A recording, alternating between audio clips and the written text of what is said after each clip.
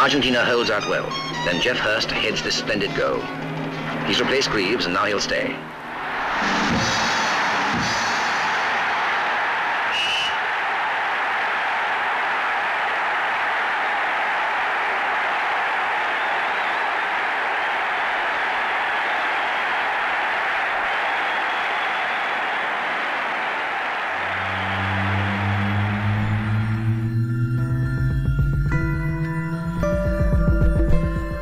En ese mundial fue la primera vez que quedó expuesta en una cancha de fútbol la rivalidad deportiva entre Argentina e Inglaterra. En esa Copa del Mundo se vio a Eusebio, el goleador del mundial. Wembley era el estadio emblemático. Eusebio scoring. La selección argentina fue despedida por Humberto Ilia. Cuando volvió, la recibió el general Onganía.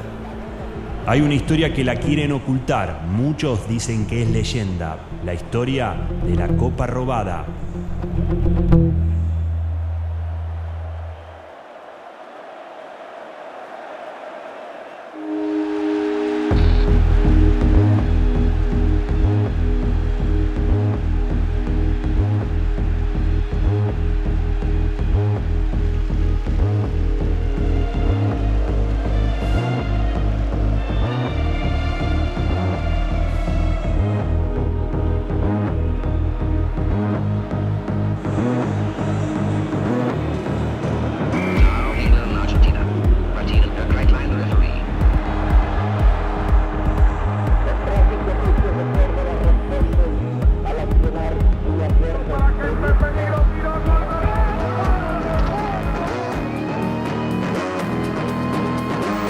¡Convivencia!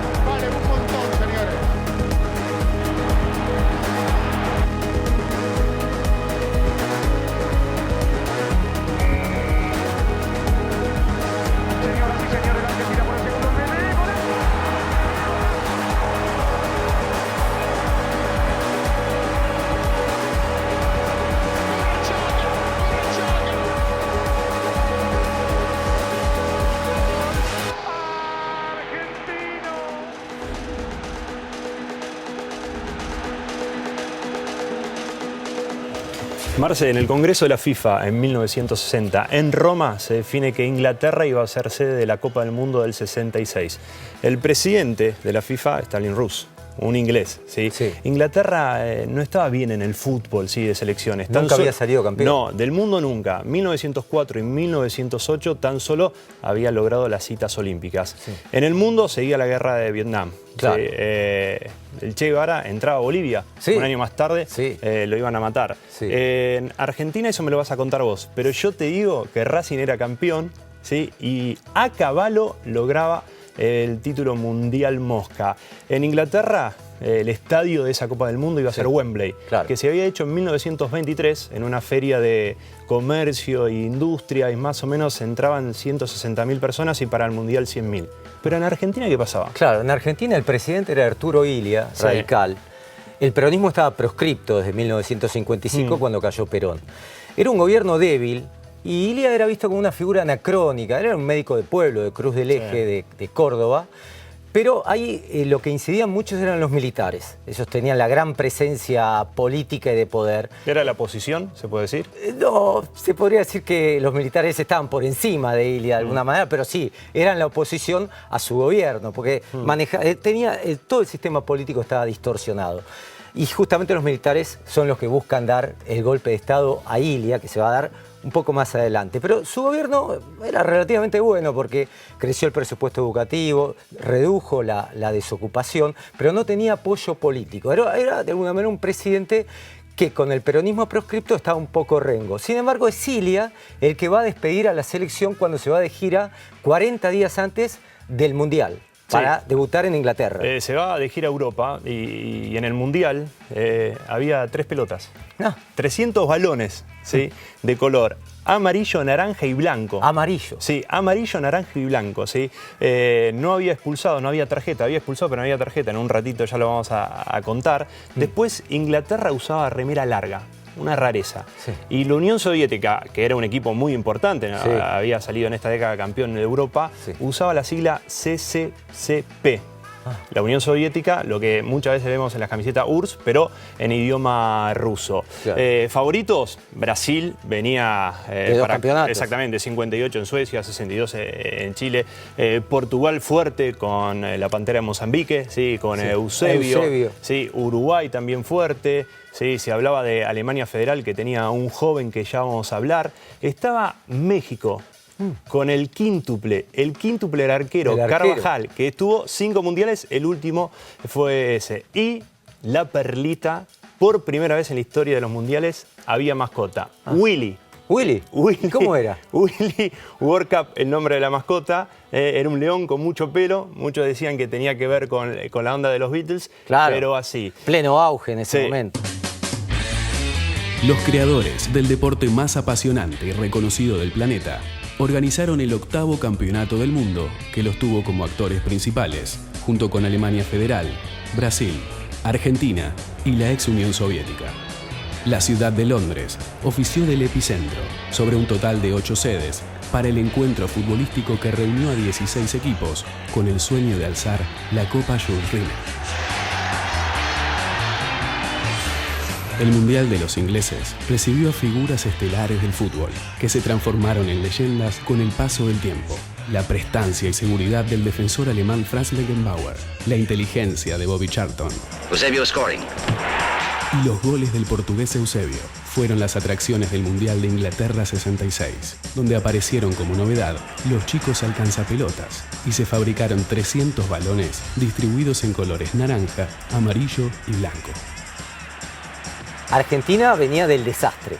Habíamos tenido 2 desastres. Uno del 58, cuando en el Mundial de Suecia, cuando perdimos con Checoslovaquia, 6-1. Imagínate que veníamos del 57, campeón sudamericanos, los caras sucias, bueno, toda esa tradición se rompe en el 58. Otro fracaso en Chile, 62. Y lo único que hay en la década del 60 para mostrar de Argentina es que le ganamos la Copa de las Naciones a Brasil en 1964. Fue una copa que Brasil organiza justamente para mostrar sus 2 mundiales anteriores, el 58 y el 62. Y participa Portugal, Inglaterra. Invitan a último momento a Argentina. ¿Y qué pasa? Como siempre, Argentina, cuando es sorpresa, gana. El que ríe último ríe mejor. Sí, gana 3 partidos. Los 3 partidos le gana a Brasil y le gana a Inglaterra, que allá había perdido en el año 62 en el Mundial. Pero pasa que era una selección muy desorganizada, era una selección a medio camino, donde había individualidades, pero no había una organización, justamente. Y justamente la gira, que van 40 días antes de Europa, fue una muestra de desorganización. El técnico, este es un dato que hay que tener, es Toto Lorenzo, que después va a brillar en Boca, pero que había sido técnico en el 62. Y lo convocan a último momento para ver si puede ordenar esta selección.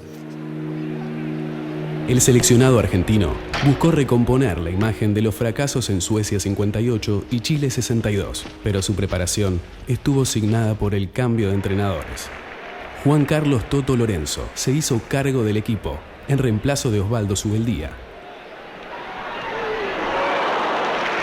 El plantel encontró su base en el arquero Antonio Roma, el defensor Roberto Perfumo, el mediocampista Hermindo Onega y el goleador Luis Artime, con Antonio Ratín como capitán. A base de fuerza y coraje, se hizo un lugar en los cuartos de final, pero la ilusión se truncó el día que echaron a Ratín. Inglaterra se consagró campeón por primera y única vez el 30 de julio en la final ante Alemania Federal por 4-2 en el histórico Estadio de Wembley. Aquella tarde londinense contempló el gol fantasma de George Hurst. Ball irresistible. A run across. Hurst shoots against the bar. A goal or no?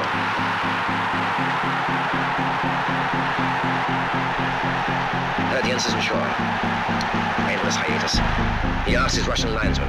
Hay un dato que habla que algunos jugadores llegaron al hotel en esas concentraciones en Europa y que las habitaciones no tenían baño, que tuvieron que ellos mismos, los jugadores, buscar hoteles, y hablan que en Austria, uno de los últimos amistosos, jugaron un amistoso ahí con los obreros del hotel. Ah, bueno. Y que casi perdían, Sí. ¿sí? Que la pasaron muy mal.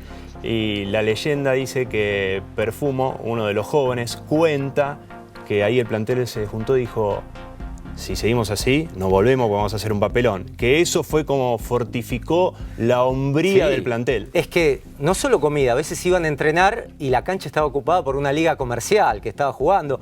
Además, en esa gira ganaba y perdía la selección y no estaba el equipo. Bueno, Artime fue la gran presencia de la Ratín de la a veces no AKCC. jugaba.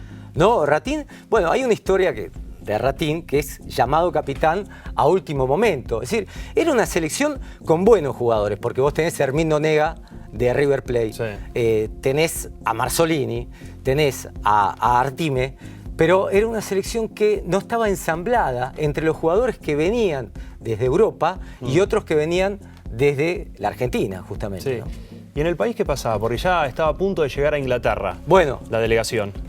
habíamos dicho que Ilia despidió a la selección Sí. y Onganía del golpe de Estado el 28 de junio del 66. Es decir, que antes del Mundial ya hay un nuevo gobierno, un gobierno militar.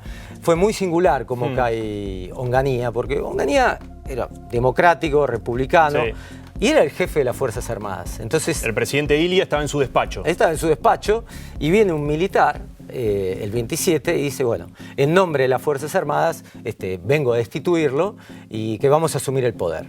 Y Ilia dice, bueno, pero el presidente, el titular de las Fuerzas Armadas soy yo. Sí. Eso está en la Constitución, no era un Sí. invento de Ilia. Entonces el militar le dice, bueno, pero yo vengo con todos los generales, digo, usted no me puede destituir porque yo soy su jefe, usted es mi subordinado. ¿Y qué Entonces hizo? el militar se va.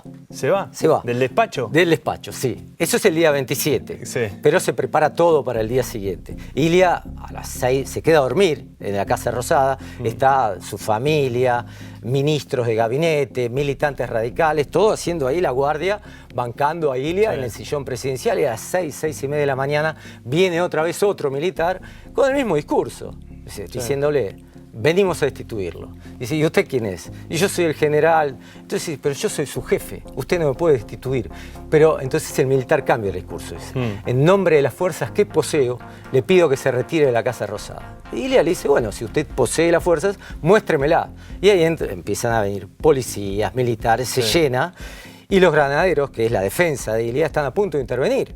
Y entonces Ilia lo frena y le dice que no quería un baño de sangre. Entonces Ilia opta por salir, toma un auto y se va a la casa de su hermano en La Plata. El 28 de junio, a 13 días del comienzo del Mundial, el militar Juan Carlos Onganía derrocó al médico y político radical Arturo Illia. En su presidencia de facto, se produjo el inicio de la Revolución Argentina, con el triste y trágico episodio conocido como la Noche de los Bastones Largos. El 29 de julio, un día antes de la finalización de la Copa del Mundo, autoridades y estudiantes de la Universidad de Buenos Aires hicieron frente a la intervención policial, pero resultaron desalojados en forma violenta. Así se inició el primer exilio masivo de científicos, intelectuales y artistas. Bueno, con un nuevo gobierno tenemos la selección ya a punto de debutar en el Mundial. Y llegaba al Mundial, ¿sí? Con todos esos favoritos que hablábamos, con 75 selecciones que se inscribieron para el Mundial y 16 que le iban a jugar en 32 partidos. Y Argentina debutaba con España. Una España que era buena, Sí. ¿sí? Pero Argentina estuvo muy bien en ese partido. Bueno, sorprendentemente estuvo muy bien porque yo recuerdo la prensa que decían que esto iba a ser un desastre, porque estaba todo preparado, la década del 60 había sido muy mala a nivel selección, y de golpe Argentina empieza haciendo un gol con Artime, y el gol de España, y acá empieza la problemática, Pirri empuja al arquero, ¿no? Que era Roma en ese momento, el arquero de Boca. Era un foul y el árbitro no lo cobra. Claro. Entonces acá ya se empieza a crear la tradición de que nos están robando. Fue un empate en ese momento. El rumor era que no querían que los sudamericanos lleguen a las semifinales. Había mucha diferencia de distancias entre un partido y otro, independientemente de que a Argentina al principio no le costó tanto. Había algunos problemas con los árbitros que en un ratito lo vamos a hablar, pero había mucha sospecha, ¿no? Que todo estaba armado para el viejo continente, ¿sí? Y bueno, más que nada para Inglaterra. Y justamente porque Brasil venía de ganar 2 mundiales. ¿no? Sí. 58 y 62. Y eso pesaba mucho. A Brasil le pegaron mucho. Bueno, a Pelé tuvo que salir llevado por asistentes del campo de Sí, juego. lo sacaron ya directamente a Brasil en la primera vuelta. Pero Argentina termina ganando ese partido Sí. contra 2-1. España. 2-1 en Birmingham. Sí. Y Entonces, después viene el partido contra Alemania. Un dato muy importante, ¿no? Artime fue lo que convirtió los goles frente a España, Sí. pero muchos dicen que la figura fue Onega. Sí, Y porque que había- Artime era muy sí. discutido porque demoraba mucho al girar y que no era muy estético, pero el tipo enganchaba y la metía, Sí. ¿no? Esto era lo que estaba se en el necesitaba de un lugar goleador. justo, en el lugar- momento justo. Claro. Era el típico 9 rebotero que la hacía. Sí, ¿Eh? pero Onega la servía como un guante también. Sí, y ¿no? bueno, hablan que había un observador de Alemania viendo ese partido y que Alemania tuvo muchos recaudos con Onega, que por un lado fue malo para Claro. Argentina, pero por otro lado fue muy bueno porque un joven alemán de esa selección fue el que se encargó de neutralizar a Onega. ¿Quién Y era? Franz Beckenbauer, ¿sí? Que su función era que no juegue Onega. Pero a tener esa función, Claro. él tampoco jugó. No pudo y fue jugar. algo bueno para Argentina que el partido cómo terminó. 0-0. Pero fíjate que acá también tenemos el primer expulsado, el primer off. Sí. ¿No? Claro, Que- no había tarjetas. No había tarjeta en ese No momento. había, en ese momento no había tarjetas. Entonces Era el árbitro decía out. ¿no? out, Entonces, con una seña de un con dedo. una señal Sí. la tenía que interpretar. Sí. Los jugadores argentinos aprovechaban mucho de que no entendían el Claro. idioma, ¿no? Entonces, pero cuando hacían así, Sí. era que se tenía que ir. Y en el caso de Albrecht, Rafael Albrecht, el tucumano, le entra muy fuerte al delantero alemán con la pierna muy alzada. La verdad que casi lo destruye. Y es el primer argentino expulsado en ese partido. Y ahí nos empezamos a ganar la fama, que después lo vamos a contar, va a suceder en el partido contra Inglaterra. Sin embargo, en ese partido Argentina sale 0-0 y está a un paso de la clasificación frente a Suiza. Sí, y gana Argentina frente a Suiza y ahí logra la clasificación, un partido muy importante, ya como favorito a la selección argentina de ese grupo, igualando la línea de Alemania. Sí. Los dos terminan primeros, Sí. pero Alemania va a terminar mejor la posición y ya vienen los cuartos de final. Claro, Sí. imprevistamente, Imprevistamente, sí. Y en los cuartos de final hay un dato muy importante, porque Argentina enfrenta a Inglaterra y Uruguay a Alemania. Sí. Y acá está el tema, y escucha bien lo que El te voy a contar. clásico rioplatense, Sí, digamos. escucha bien lo que te voy a contar. Vienen los árbitros, Sí. sorteo de árbitros. Le Sí. dicen a los dirigentes argentinos y a los dirigentes uruguayos, bueno, señores, en el hotel tal, a la hora tal, es el sorteo de los árbitros, así que se Sí. tienen que Presentar exactamente, dar a las 6 de la tarde, presencia, digamos. el representante de cada una de las selecciones. Bueno, Sí. cuando llega el dirigente uruguayo, llega el dirigente argentino, ¿sabes qué pasó? ¿Qué pasó? Ya estaba todo listo. Todo Ya cocinado. ya está. Argentina, Inglaterra, Kritlin, un árbitro alemán. Sí. Y en Alemania, Uruguay, un árbitro inglés, Feine. Sí. bueno. No pudieron hacer absolutamente nada. Y ahí la sospecha que veníamos hablando ya se hizo concreta. Bueno, igual Sí. el partido había que jugarlo. Había ¿no? que jugarlo, pero en la noche previa el hombre fuerte de la AFA y Suárez habló a los jugadores, a la delegación y Sí. le dijo que tengan mucho cuidado, que no busquen hechos de violencia, ¿sí? Infracciones, porque iban a estar siendo observados, pero que también tomen dimensión de lo importante que sería eliminar al local. Y Claro. ese local que era Inglaterra. Claro. Y es Inglaterra, y yo te pregunto a vos como historiador, porque tal vez ahora decimos Argentina, Inglaterra, y con lo que se dio en el transcurso de la historia de las Copas Mundiales, hay un tema que llama mucho la atención y es las Malvinas. Bueno, justamente. En esa previa, Argentina-Inglaterra, en Inglaterra 66, ¿había previa de Malvinas o no? Sí, es en 1960 donde las Naciones Unidas llaman a descolonizar todos los territorios. Imagínate en esa época toda etapa de colonialismo, de imperialismo Claro. británico, belga, francés, español. Entonces coloca a Argentina y dice, bueno, nosotros tenemos las islas que han sido despojadas. Y en 1965, por una resolución, las Naciones Unidas dicen, bueno, siéntense a negociar. Argentina y Inglaterra. Y entonces empieza una negociación. Pero te digo un dato, que con esto es una anécdota que Sí. es maravillosa, de un ¿Piloto de avión? piloto de avión. Quiero saberla esa. Bueno, Porque esta- no la sé bien cómo fue. Esta es muy chiquita, pero Sí. es un piloto que se va con un Cessna de territorio argentino y por primera vez aterriza en lo que entonces se llamaba Puerto Stanley, al lado de una cancha de fútbol. Imagínate, los isleños lo ven y dicen, Sí. bueno, se está quedando sin nafta. No es que pasan muchos aviones por el territorio insular.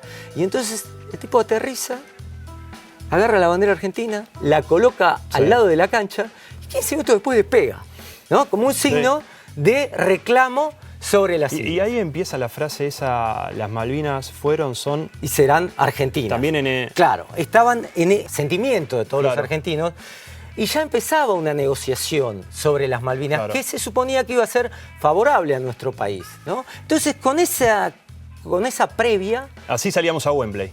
llegamos a Wembley. Así salíamos a Wembley con un partido muy, pero muy raro, muy peleado, muy friccionado.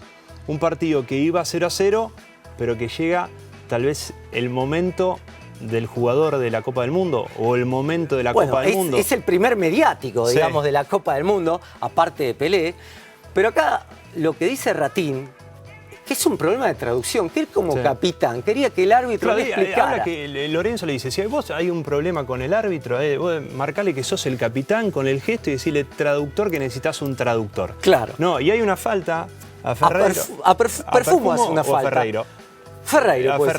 Ferreiro y él dice, pará, que voy yo, como para hacer tiempo, para Sí. demorar y para... Venía haciendo alguna falta, Exactamente, y demorando el Acordate juego que era para el que... 5 de Boca, ¿no? Que era como un poco el Sí, patrón con de ya- estancia. y con mucha experiencia en la selección argentina, Sí. pero acá era el capitán, Sí. el tipo, el mandamás Sí. de la mitad de la cancha, para demorar un poco el juego y poner nerviosos a los ingleses. No Sí. solamente a los que estaban en el campo de juego, sino a los 100.000 que estaba en Wembley. No estaba la reina. La reina No. Isabel II no estaba. Y que fue a hablar con el árbitro alemán, Kritlin, Sí. y que le decía al traductor que no entendía, y lo termina expulsando. Otra vez, Sí. ¿no? El segundo expulsado argentino. Bueno, y este es el tema, que Ratín va y pide traductor, y vienen los dirigentes de la AFA, el partido está parado 10 minutos, esto nunca había sucedido, y te digo una cosa, Ratín fue el primer extranjero expulsado de Wembley, entonces se va, en una conmoción, se va caminando, y es la famosa caminata que marca de alguna manera que Argentina ya es visto ya como un equipo indisciplinado, que juega fuerte, hasta que al día siguiente, es decir, en una declaración de vestuario del técnico inglés, nos queda el mote que no nos pudimos sacar a Inglaterra. Sí, ahí está el momento que aprieta el banderín con la bandera británica y la Sí. leyenda Sí, que se sentó en la alfombra de la reina. sí. Esa queda la leyenda, no hay imagen, pero sí la manera que estruja Ratín. También se puede decir que hay un sentimiento ahí, porque yo no sé si esa era una bandera blanca o roja, él la apretaba, pero él la mira y como la piensa el movimiento y lo estruja. Y eso conmueve a todo el estadio, porque era una manera de agarrarles la bandera, ¿no? Es decir, A este momento, Alemania elimina a Uruguay del Mundial e Inglaterra le gana 1-0 a la Argentina y también Argentina queda eliminado, pero con el grito de Animals, Animals. sí, 10 minutos antes del final, un cabezazo, es decir, un centro bien a la inglesa, cabezazo y perdemos. Pero queda la sensación de que este equipo que se fue gestando a lo largo de los partidos podía llegar un poco a más. Por eso queda la sensación de que nos robaron el partido y aquellos jugadores que habían llegado como pidiendo permiso al Mundial, bueno, acá los reciben como héroes, ¿no? Sí, como campeones morales. Durante Inglaterra 66, Vietnam continuaba en guerra. Los cinéfilos disfrutaron de Elizabeth Taylor y Richard Burton en el film ¿Quién le teme a Virginia Woolf? Los Beach Boys deslumbraron con el álbum Pet Sounds y los Beatles pulieron detalles para el álbum Revolver. En televisión, la batimanía llamó la atención de grandes y chicos mediante la serie del héroe encapotado. En la Argentina, Racing Club, de la mano de Juan José Pizzuti, se erigió como el mejor equipo del torneo local y el rock nacional efectuó sus primeros pasos con el sencillo Rebelde del grupo Beatniks, bajo un contexto político y social desfavorable y represivo.